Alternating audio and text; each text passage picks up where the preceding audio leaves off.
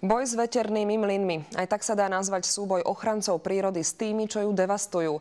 Parížske močiare v katastri obce Gbelce sú síce chráneným územím, no čierne skládky sa tam množia ako huby po daždi. Prichytiť niekoho pri čine je takmer nemožné. Parížske močiare sú chráneným územím už vyše 40 rokov. Strážia ho rangery pod prísnym dohľadom Jozefa Medveďa.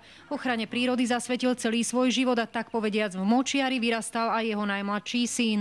Že je to 178 druhov vtáctva. To je len ornitológia. Máme tu 430 druhov rastlín, máme tu 12 druhov obojživelníkov.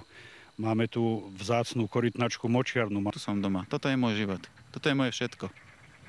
To keď mi niekto sem nosí smetie alebo niečo, ako keby mi odrezával prsty. Tieto odpadky sú súčasťou dnešných močiarov, hoci na chránené územie je bez sprievodu strážcu prírody vstup zakázaný, ľudia tu zanechávajú po sebe jasné stopy. Od preservatívu po zdochnuté prasiatko človek nájde všetko, hovädzí dobytok, kolega našiel hovädzie hlavy. Tí to dovezú autom, obyčajne nad ránom, vyhodia to z auta a sú preč. Všetok tento odpad nám vyniesú proste rovno do prírody a rovno do chráneného územia. Medzi strážcami prírody aj stredoškolská učiteľka. Podľa nej je dôležité začať so osvetou práve u detí.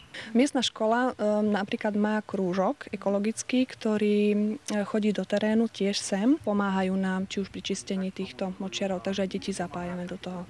Rangery by chceli v budúcnosti vybudovať na tomto mieste informačné centrum s náučným chodníkom. Všetko je ale otázka peňazí. Z Gbeliec Denisa Cibulka, televízia Markíza.